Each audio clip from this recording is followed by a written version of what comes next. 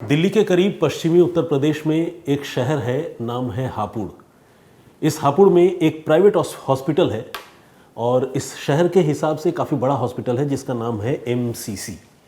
तो इस एमसीसी अस्पताल में 26 साल की एक नर्स नेहा काम करती थी। नेहा काफ़ी खूबसूरत थी और उसकी तकरीबन 2.5 साल पहले शादी हुई थी, मगर उसकी ज़िंदगी का दुखद पहलू ये था कि अब से कोई 1 साल पहले नेहा के पति की मृत्यु हो गई थी और नेहा को एक साल का बेटा भी है। तो फिलहाल नेहा पर अपने छोटे से बच्चे की परवरिश की पूरी जिम्मेदारी थी और नेहा इस जिम्मेदारी को बखूबी निभा रही थी और लगातार एमसीसी अस्पताल में एक नर्स के तौर पर काम कर रही थी। पिछले शनिवार को, तारीख मैं आपको बताता हूं, पिछले शनिवार यानी 18 जुलाई को नेहा सुबह तकरीबन 10 बजे रोज़ाना की तरह काम पर अपने अस्पताल पहुंची, एमसीसी अस्पताल, और कामकाज में लग गई। वो अपने बच्चे को अपने घर वालों के पास ही छोड़ कर आती थी, मगर दोपहर के तकरीबन 3 बजते बजते अस्पताल से नेहा की खबर बाहर आई और खबर ये थी कि नेहा ने अपनी जान दे दी है। ये अपने आप में बहुत दुखद और डरावनी बात थी। जब घर वालों को, नेहा के घर वालों को ये पता चला तो वो बदहवास दौड़ते भागते नेहा के वर्क स्टेशन यानी एमसीसी अस्पताल पहुँचे और वहाँ पहुँचकर उन्होंने देखा कि नेहा एक बिस्तर पर पड़ी है और नेहा के बिस्तर के पास में ही जो है ड्रिप की बोतल भी है, जिसे सलाइन वाटर कहते हैं, जो आमतौर पर मरीज़ों को चढ़ाया जाता है, ग्लूकोज़ की बोतल भी कहते हैं। और इसके अलावा उसकी जेब में एक नोट है और उसके हाव भाव और शरीर को देखने से ऐसा लगता है कि शायद उसकी मौत किसी जहरीली चीज़ से हुई है। अब एक अस्पताल के अंदर जहाँ बहुत गंभीर मरीज़ों को भी ज़िंदगी मिलती है, वहाँ एक नर्स जो ड्यूटी पर आती है और चंद घंटों में अगर उसकी इस तरह रहस्यमयी परिस्थितियों में मौत हो जाती है तो फिर लोगों का हैरान होना तो बनता है। नेहा के परिवार वाले इस मौत को नॉर्मल डेथ मानने से इनकार कर देते हैं। ऑब्वियसली नॉर्मल डेथ तो खैर अस्पताल के लोग भी नहीं कह रहे थे, लेकिन अस्पताल के लोगों का ये कहना था कि नेहा ने ये मौत खुद चुनी है, यानी खुद ही उसने अपने हाथों से अपनी ज़िंदगी ले ली है। अब जो नेहा के परिवार के लोग थे उनका ये कहना था कि नहीं, ये साजिश है, नेहा का कत्ल किया गया है और इस मामले की फ़ौरन जांच होनी चाहिए। इस बीच पुलिस को भी बुलाया जाता है, पुलिस मौके पर पहुंचती है। तब तक जो अस्पताल के डॉक्टर हैं वो नेहा को एग्ज़ामिन कर चुके होते हैं और ये बता देते हैं कि नेहा में अब जीवन के कोई संकेत बाकी नहीं है, यानी नेहा की मृत्यु हो चुकी है। इस बीच पुलिस आती है और पुलिस आने के बाद नेहा ने जो भी नर्स की ड्रेस पहनी हुई थी उसकी जेब की पुलिस तलाशी लेती है और तलाशी लेने पर पुलिस के हाथ एक नोट लगता है। ये एक हैंड रिटन लास्ट नोट है, जिस नोट में नेहा ने ये लिखा था कि वो अपनी ज़िंदगी खुद ही ख़त्म कर रही है और वो अपने आसपास की परिस्थितियों से ऊब चुकी है, उसे अब ज़िंदा रहने की कोई इच्छा नहीं है। इस तरह की तमाम नकारात्मक बातें उस नोट में लिखी हुई थी। अब ये नोट मौके पर जो नेहा के घर वाले पहुँचे थे उन्हें भी देखने को मिलता है। वो भी देखना चाहते हैं कि भाई नेहा ने ऐसा क्या लिख दिया और क्यों उसने ऐसा लिखा, क्योंकि अब से कुछ देर पहले जब वो घर से निकली थी सुबह तकरीबन 10 बजे तो वो बिल्कुल नॉर्मल थी। ऐसा कोई नोट लिखकर दुनिया छोड़कर जाने का तो कोई सवाल ही नहीं उठता। तो फिर नेहा के घर वाले जब नोट देखते हैं तो उन्हें पहली बार ये खटका होता है कि इसके पीछे बड़ी साजिश है। उन्हें एक तरह से यकीन हो जाता है, क्योंकि नोट में जो हैंडराइटिंग है वो हैंडराइटिंग नेहा की हैंडराइटिंग से बिल्कुल भी मेल नहीं खा रही थी, बिल्कुल भी नहीं। अब नेहा के घर वाले छूटते ही पुलिस से ये कहते हैं कि इस मामले की बहुत गहराई से जांच होनी चाहिए, क्योंकि जो हैंडराइटिंग है वो नेहा की नहीं है। अब ऐसा लगता है कि शायद नेहा की हत्या करके कोई इसे, नेहा ने खुद अपनी जान ले ली ऐसा दिखाने के लिए किसी ने ये फेक नोट लिखकर उसकी जेब में डाल दिया था, ऐसा घर वालों का कहना है। पुलिस भी ये बातें सुनकर सोच में पड़ जाती है। पुलिस जब नेहा की जेबों की तलाशी लेती है तो पुलिस को उससे कुछ सल्फास की गोलियां भी मिलती है। एक तरह से देखा जाए, अगर ऊपरी तौर पर आप इस पूरे मंजर को विजुअलाइज करने की कोशिश करेंगे तो आपको ऐसा लगेगा कि शायद किसी ने अपनी जेब में कोई लास्ट नोट लिखा, सल्फास की गोलियां खा ली और उसने खुद को ख़त्म कर लिया। मगर जब तफ्तीश आगे बढ़ती है तो सुसाइड नोट को लेकर सबसे पहले सवाल खड़े होते हैं, और इसी के साथ सवाल ये भी खड़ा होता है कि अगर नेहा को खुद अपनी ज़िंदगी ख़त्म करनी थी तो फिर वो अपने वर्क स्टेशन यानी एमसीसी अस्पताल के ऑपरेशन थिएटर में ऐसा क्यों करती? ऐसा कदम जो है वो अपने घर में भी उठा सकती थी, और कभी भी परिवार के किसी मेंबर ने ये नोटिस तो किया होता कि वो बहुत दुखी है, डिप्रेशन में है, किसी परेशानी में है। ऐसी कोई बात नहीं थी। और ख़ासकर नेहा को एक छोटा सा बेटा भी है 1.5 साल का, जिसके साथ 1 साल का, जिसके साथ नेहा को बहुत लगाव है। तो ऐसे में वो दुनिया छोड़कर कैसे जा सकती है? ये तमाम सवाल परिवार वाले लगातार पुलिस के सामने रख रहे थे, और पुलिस ने इस मामले की छानबीन, इस मामले की जांच शुरू की। एक बार आपको याद दिला दूं, नेहा सुबह 10 बजे आई थी और दोपहर 3 बजे उसकी बॉडी लोगों ने डिस्कवर की थी। अब पुलिस जब मौके पर पहुंची तो पुलिस ने अस्पताल के सीसीटीवी फुटेज को खंगालना शुरू किया। पुलिस ने ये देखना शुरू किया कि जिस ऑपरेशन थिएटर में नेहा की मृत्यु हुई, जिस ऑपरेशन थिएटर में उसकी बॉडी पाई गई, उस ऑपरेशन थिएटर के आसपास लगे सीसीटीवी कैमरों में क्या कुछ नज़र आ रहा है। पुलिस ने सीसीटीवी कैमरों की फुटेज वहीं अस्पताल में बैठकर एग्जामिन करने की शुरुआत कर दी, देखने की शुरुआत कर दी। तो पुलिस ने देखा कि नेहा जिस ऑपरेशन थिएटर में है, उस ऑपरेशन थिएटर में एक एक करके ऑपरेशन, मतलब उस अस्पताल के ही 2 ओटी टेक्नीशियन घुसते हैं, और फिर एक एक करके वो दोनों ओटी टेक्नीशियन बाहर चले आते हैं। इनमें एक ओटी टेक्नीशियन ने अपने हाथों में ग्लव्स पहन रखी है।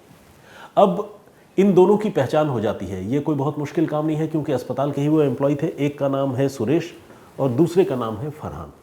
अब पुलिस सुरेश और फरहान को ढूंढने लगती है, क्योंकि पुलिस को लगता है कि यही वो 2 लोग हैं जिन्होंने आखिरी बार नेहा को जिंदा देखा होगा, या हो सकता है कि नेहा के शरीर पर वो ड्रिफ्ट भी चढ़ाई हो। तो पुलिस इन दोनों को ढूंढने लगती है, लेकिन पता चलता है कि सुरेश और फरहान दोनों अपनी ड्यूटी पूरी करके घर जा चुके हैं। लेकिन पुलिस की एक टीम सुरेश और फरहान को इंटरसेप्ट करने, उन्हें पकड़ने के लिए रवाना तो होती है, लेकिन साथ ही पुलिस जो है मामले की तफ्तीश पैरेलली करती है, समानांतर तरीके से करती है, और नेहा का जो मोबाइल फ़ोन है उसकी भी पुलिस जांच पड़ताल करती है, और साथ ही जो सीडीआर है पुलिस उसको भी बहुत बारीकी से निकलवा कर उसको भी एग्जामिन करना शुरू करती है। इस बीच जब सीडीआर निकाली जाती है तो पुलिस को ये देखकर एक झटका सा लगता है कि नेहा की सुरेश से, जो ओटी टेक्नीशियन है, जो उस ऑपरेशन थिएटर में लास्ट टाइम नेहा के साथ मौजूद था, उसके साथ उसकी फ़ोन पर लगातार हर रोज़ बहुत लंबी लंबी बातें होती हैं।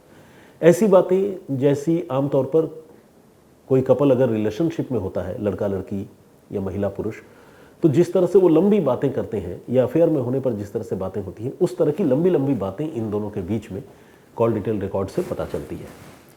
अब पुलिस सुरेश के बारे में जानकारी जुटाने की शुरुआत करती है, तो पता चलता है कि सुरेश पहले से ही शादीशुदा है और उसे तकरीबन 8 साल का एक बेटा भी है, और सुरेश इसी अस्पताल में ओटी टेक्नीशियन के तौर पर काम करता है। अब ये बात तकरीबन क्लियर हो चुकी थी कि एक तरफ तो नेहा थी जिसके पति की मृत्यु हो गई थी, वो सुरेश के साथ अच्छे टर्म्स में थी, रिलेशनशिप में थी, और दूसरी तरफ सुरेश था जो पहले से शादीशुदा था, इसके बावजूद नेहा के साथ वो बहुत क्लोज टर्म्स में था। तो पुलिस अब जब सुरेश के बारे में सारी जानकारी जुटा लेती है, तब तक सुरेश तक पुलिस पहुंच भी जाती है। पुलिस उसे हिरासत में लेती है और उससे पूछताछ करती है। उससे पूछताछ करने पर वो खुद को बेकसूर, बेगुनाह बताने की कोशिश करता है, और ये बताता है कि नेहा शनिवार को यानी 18 जुलाई को जब अस्पताल आई थी तो उससे थोड़ी कमज़ोरी महसूस हो रही थी और उसे सिर में दर्द की शिकायत थी।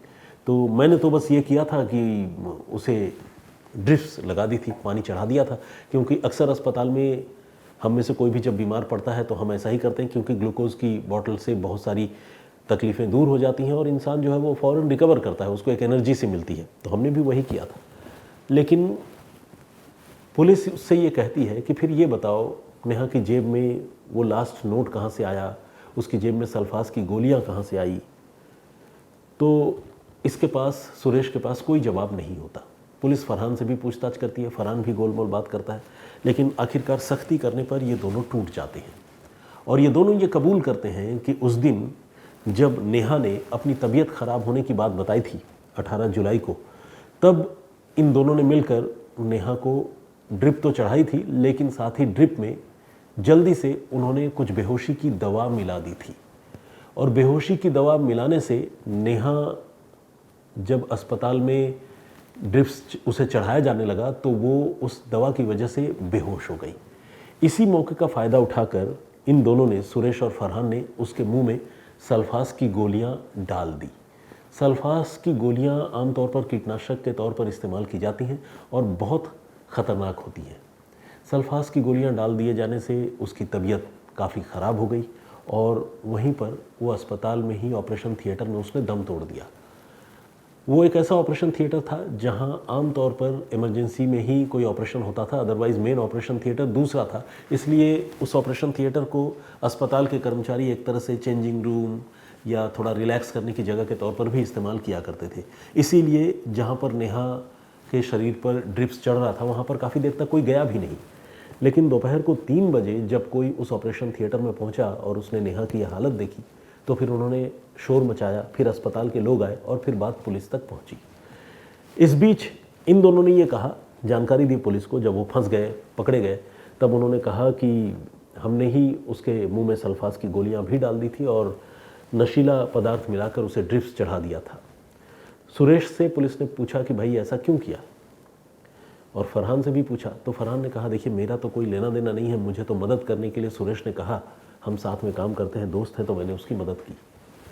बोला, सुरेश से पूछा भाई तुमने क्यों ऐसा किया, तो उसने कहा कि मेरा तकरीबन 8 महीने से नेहा के साथ अफेयर चल रहा था और नेहा इस बात की ज़िद पर अड़ी थी कि मुझसे शादी कर लो और अगर शादी नहीं करोगे तो मैं तुम्हें ऐसे नहीं जाने दूंगी, सबको मैं बता दूंगी कि हमारा अफेयर है, फिर तुम भी अपने फैमिली के साथ नहीं रह सकते। तो सुरेश का ये कहना है कि वो बहुत प्रेशर में था और वो इस सिचुएशन से बाहर निकलना चाहता था, इसीलिए उसने ये पूरी साजिश रची और नेहा की इस तरह से जहरीली ड्रिप और सल्फास की गोलियों के सहारे उसकी हत्या कर दी। पुलिस ने पूछा कि भाई इतनी जल्दी ये सब कुछ कैसे कर लिया, क्योंकि शनिवार के दिन जब वो आई उसकी तबीयत ख़राब होगी, वो ड्रिप्स चढ़ाने के लिए बोलेगी, ऐसा तो तुम्हें नहीं पता था, फिर तुमने ये सल्फास की गोलियों का इंतज़ाम इतनी जल्दी कैसे किया और ड्रिप्स वगैरह का इंतज़ाम इस तरह से आनन फानन में कैसे कर लिया। तो इसका जवाब भी सुरेश ने दिया। सुरेश ने बताया कि जब उसने कहा कि मुझे तबीयत ख़राब हो रही है, मुझे पानी चढ़ा दो, सलाइन चढ़ा दो, तो फिर मैं इसके लिए तैयार हो गया, मैंने सलाइन चढ़ा दिया और फिर मैंने चुपके से अस्पताल में ही जो बेहोशी की दवा होती है वो उसके उस ड्रिप्स में मिला दी, जिससे कि वो बेहोश हो जाए और हमें थोड़ा वक्त मिल जाए। इस बीच मैंने फरहान की मदद ली और फरहान से मैंने सल्फास की गोलियां मंगवाई। फरहान वो गोलियां लेकर आया, फिर हमने वो गोलियां उसकी जेब में भी रखी और इसके साथ ही कुछ गोलियां उसके मुंह के ज़रिए उसके गले में भी डाल दी। तब भी नेहा की मृत्यु नहीं हुई थी, बल्कि वो बेहोश थी और बेहोशी के आलम में उसके मुंह में जब जहर डाला गया तो उस जहर की वजह से उसकी जान चली गई। उनका ये कहना था कि उन्हें पूरा यकीन था कि वो कभी पकड़े नहीं जाएंगे, क्योंकि सीन ऑफ क्राइम पर जब भी कोई पहुंचेगा तो जेब में सल्फास की गोलियां नज़र आएंगी और साथ ही दूसरी जो जेब है उसमें आखिरी नोट या डेथ नोट भी नज़र आएगा। इसे देखकर पुलिस और तमाम लोग उलझ जाएंगे और सब ये मानेंगे कि नेहा ने खुद ही अपनी ज़िंदगी ख़त्म कर ली है, लेकिन ऐसा हो ना सका। तो खैर, मैंने तो कई बार कहा है, बल्कि हर बार अपने इस क्राइम इन्वेस्टिगेशन के प्रोग्राम में कहा करता हूँ कि क्राइम या जुर्म कभी छुपता नहीं है और क्राइम और जुर्म का हासिल भी कभी सकारात्मक या पॉजिटिव नहीं होता है। तो इन चीज़ों से बचना निहायत ही ज़रूरी है। इस पूरे घटनाक्रम पर आपका पॉइंट ऑफ व्यू क्या है? क्या इस घटना को होने से रोका भी जा सकता था? इस पर अगर आप अपनी राय देंगे तो ये अच्छा लगेगा। प्रीवियस स्टोरी जो मैंने आप लोगों को सुनाई थी तो हमने आपको ये बताया था कि किस तरह से एक महिला ने जहरीले सांप की मदद से अपने पति की जान ली और उसे कैसे पति के बिस्तर पर प्लांट किया, कैसे दुनिया को ये बताने की कोशिश की कि मेरे पति को सांप ने काट लिया जिससे उसकी मौत हो गई और कैसे वो पकड़ी गई। वो मर्डर मिस्ट्री मैंने प्रीवियस डे आप लोगों को सुनाई थी, उस पर बहुत सारे लोगों ने कमेंट्स किए हैं।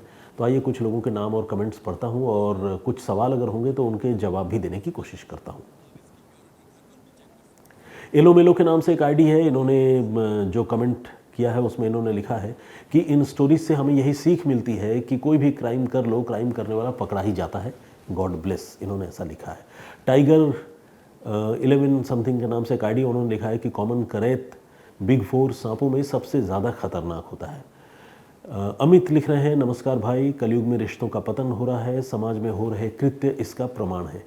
अमित टमटा ने भी कमेंट किया है और उन्होंने कहा है कि सर दिल्ली में क्या चल रहा है वो सब छोड़कर आप सांप की बात करें, इतने स्टूडेंट्स का क्या। देखिए अमित जी, इस पर मैंने पहले भी कहा था, दिल्ली में जो कुछ हो रहा है उस पर एक तो बहुत सारे चैनल, न्यूज़पेपर्स ऑलरेडी रिपोर्ट कर रहे हैं। हम क्राइम तक टीम के मेंबर हैं और हमारा मेन फोकस जो है वो क्राइम की स्टोरीज़ पर ही होता है। फिर भी हमारे जो दूसरे कलीग्स हैं वो आपको इससे रिलेटेड खबरें बता रहे हैं। अब इस बात पर कि मैं क्राइम इन्वेस्टिगेशन की स्टोरी लेकर आया हूँ और दिल्ली में जो धरना प्रदर्शन या बवाल हो रहा है उस पर मैं कोई रिपोर्ट नहीं कर रहा हूँ, आप मुझे या किसी को भी जज करने लगें, ये बहुत उचित बात नहीं है मेरे हिसाब से। अमित जी, आपने जज तो नहीं किया है, आपने सिर्फ पूछा ही है, लेकिन ऐसे बहुत सारे कमेंट्स मैंने देखा जिसके सहारे लोग जज करने की कोशिश कर रहे हैं। तो मुझे लगता है कि ये ठीक वैसा ही है जैसे कोई साइंस का यूट्यूब चैनल है और उसमें आप उम्मीद करें कि कोई पॉलिटिक्स की बात कर ले। तो इसीलिए ये भी समझना और देखना ज़रूरी है कि कौन सा यूट्यूब चैनल कौन सा टॉपिक पर सेंट्रिक है और क्या केटर करता है। इसके अलावा और भी कमेंट्स हैं। रंजन डी कामले साहब का कमेंट है, बहुत बहुत स्वागत आपका। मिताली पाल ने भी कमेंट किया है, उन्होंने कहा है कि वेरी सैड इंसिडेंट। जीवन पाठक का कमेंट है और उन्होंने ये कहा कि कलरफुल थंबनेल जो है वो एपिसोड्स का दिख रहा है और वो आंखों में चुभता है, पहले वाला ही ठीक था। अच्छा ओके, जीवन पाठक जी को ये नए थंबनेल पसंद नहीं आ रहे हैं, उनको लग रहा है कि पुराना वाला थंबनेल ही ज़्यादा ठीक था। हालांकि बहुत सारे ऐसे दर्शक हैं जिन्होंने नए थंबनेल के लिए पॉजिटिव कमेंट किया है। तो जीवन जी, मुझे लगता है कुछ दिनों तक ये नया कंटिन्यू होने दीजिए, क्योंकि लोग इसे पसंद भी कर रहे हैं और मुझे लग रहा है ये थोड़ा इनोवेटिव भी है, थोड़ा एक स्टीरियोटाइप जो होता है ना उससे थोड़ा बाहर आने की भी कोशिश है। तो आई होप आप इसको धीरे धीरे पसंद करने लगेंगे। और इग्नो ऑल क्वेरी के नाम से एक आईडी है, गुड इवनिंग बैनर्जी सर, इन्होंने लिखा है माझी 9 क्रिएटिविटी हमारा ओडिशा में बहुत है ये सांप, वो बता रहे हैं, कॉमन करैत की बात कर रहे हैं। और इसके अलावा प्रियांशु फिटनेस के नाम से एक आईडी है, उन्होंने ये कहा है कि शादी जैसे पवित्र सामाजिक संस्था और बंधन से भी अब लोगों को डर होने लगा है। फुल मालिया क्या आईडी है, मतलब एग्जैक्टली नाम क्या है, सरनेम क्या है, ये मैं समझ नहीं पा रहा हूँ। लेकिन उन्होंने कहा है कि क्या सर शादी करना अब सेफ़ नहीं रह गया है, क्या करें। ऐसा नहीं है, मेरे हिसाब से शादी करना सेफ़ है और जितनी घटनाएं होती हैं अगर हम आबादी के घनत्व के हिसाब से देखें, डेंसिटी ऑफ पॉपुलेशन के हिसाब से, तो वो बहुत ज़्यादा तो नहीं है, दुखद ज़रूर है। और चूँकि जनसंख्या भी हमारे देश की ज़्यादा है तो जो भी चीज़ें होती हैं और अगर वो सामने आती हैं, फोर में आती हैं, नोटिस की जाती हैं, तो फिर ऐसा लगता है कि हर तरफ वही हो रहा है। लेकिन ऐसा नहीं है, बहुत सारे लोग हैप्पीली मैरिड हैं, ज़िंदगी उनकी सही चल रही है, नई नई शादियां भी हो रही हैं, वो भी सही चल रही हैं। तो इसीलिए शादी से घबराने भागने की ज़रूरत नहीं है मेरे हिसाब से। AP चैट 4 के नाम से एक आईडी है, इन्होंने ये लिखा है, Supratim seems to be a self obsessed man. मैं जानता हूँ आपने ये कमेंट क्यों किया है, मुझे पूरा यकीन है, क्योंकि मुझे लग रहा है कि ये जो नए थंबनेल में आप मेरी नई नई तस्वीरें देख रहे हैं, तो उसको देखकर मुझे लगता है कि शायद AP चैट ने ये कमेंट किया है। और अगर मेरा ये गेस सही है तो आपसे गुजारिश है कि आप इसका जवाब भी ज़रूर दीजिएगा। अशरफ ने भी कमेंट किया है, इन्होंने कहा है कि और करो शादी, मज़ा आ गया भाई, कमाओ खाओ, खर्च करने की मशीन न लाओ, झमेला नहीं पालना, मौज से जियो, ऐसा अशरफ साहब का कहना है। एनीवे, इट्स डेंजरस करैत के बारे में उन्होंने लिखा है ऋषभ कुमार। और शादी के नाम से ही एक आईडी भी है, हालांकि ये शादी नहीं है, शादी है। तो उन्होंने लिखा है कि हद हो गई, रोज़ पति मर जाता है। ओके ठीक है, इनका ये कहना है कि अक्सर इस तरह की घटनाएं हो रही हैं जिसमें महिलाएं अपने अपने पतियों की जान ले रही हैं। तो खैर, बहुत सारे कमेंट्स हैं, बहुत सारे पॉइंट ऑफ व्यूज़ हैं, सबके कमेंट्स और पॉइंट ऑफ व्यू का भी मैं सम्मान करता हूँ। मेरे साथ जुड़ने और इतने सारे कमेंट्स करने के लिए, सवाल पूछने के लिए बहुत बहुत धन्यवाद। मैं फिर हाजिर होऊंगा किसी और कहानी, किसी और वाक़े के साथ। जय हिंद, जय भारत।